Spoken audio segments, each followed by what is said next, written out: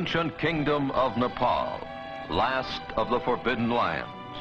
A country known as the home of the gods, where temples and shrines are more numerous than houses.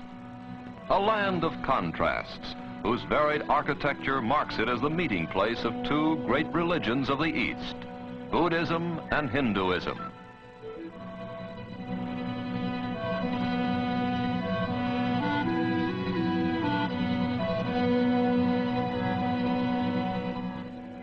A land where primitiveness and ritual go hand in hand with friendliness and laughter.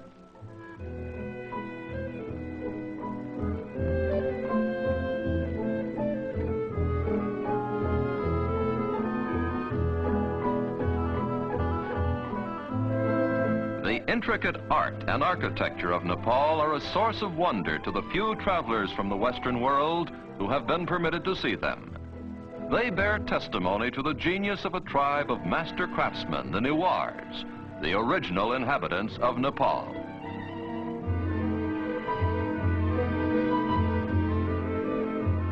In centuries past, the Newars traveled far beyond their own borders, and in all likelihood, it was they who introduced the distinctive pagoda style to China and Tibet.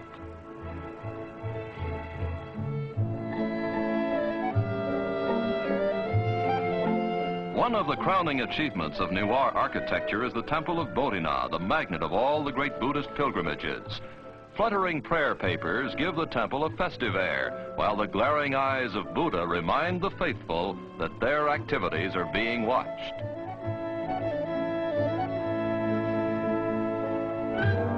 A reminder which even the children heed as they busily spin the prayer wheels at the base of the temple.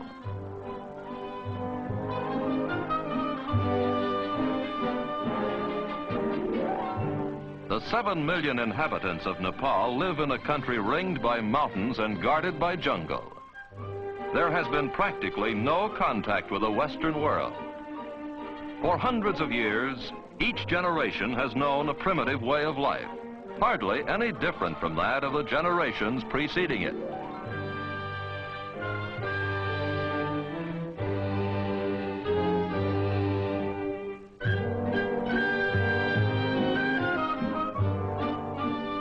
Despite its isolation, Nepal has been a bridge between India to the south and Tibet to the north.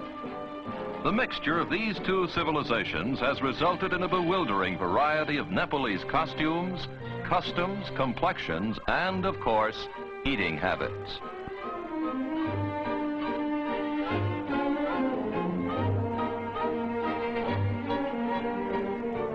Here, a traveling Hindu fakir, or yogi, demonstrates the latest in imported headgear, a turban fashioned out of hair instead of fabric.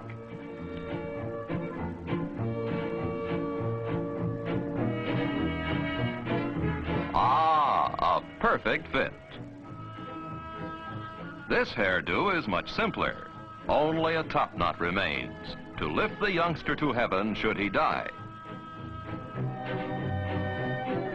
Like women everywhere, the fair sex of Nepal have a flair for decoration. Only here it expresses itself in unusually colorful ways, and almost any part of the anatomy is fair game.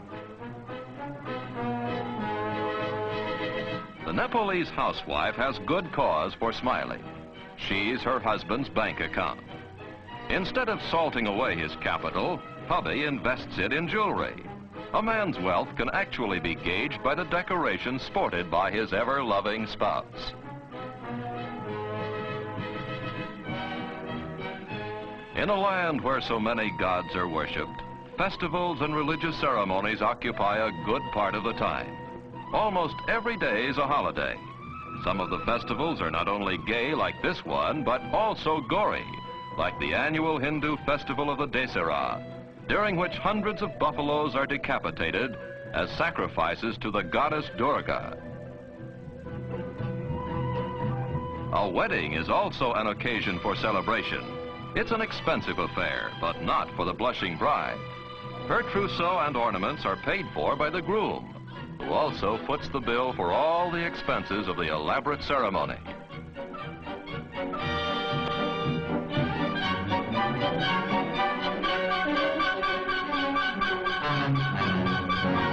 Pleasant as they are for the bride, weddings and festivals are only a brief interlude in a way of life that is hard and often unrewarding.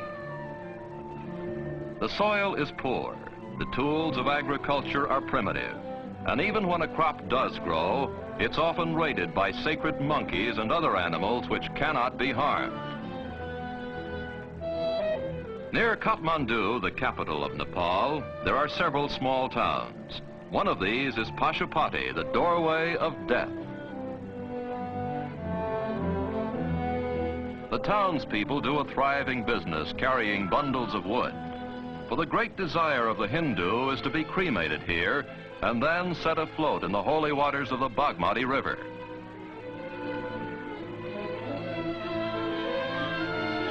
For the living, the Bagmati serves to cleanse not only the soul, but also the laundry.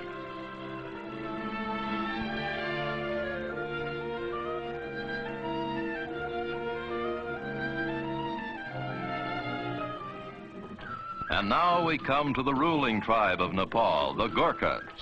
Almost 200 years ago, the ancestors of these soldiers defeated the Newars in bloody battle and took over the top spot in the kingdom. Since then, both the army and the government of Nepal have rested firmly in Gurkha hands.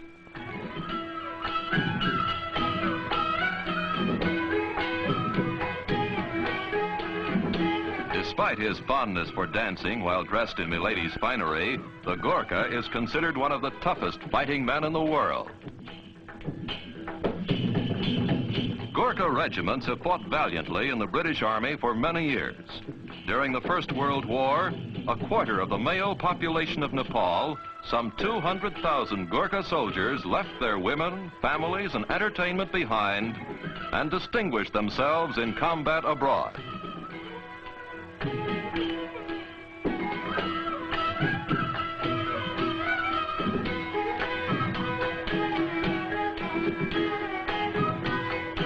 Although the Gurkhas have traveled beyond their own borders, Nepal itself, with its temples, beliefs, and people, has hardly been touched by what we call civilization.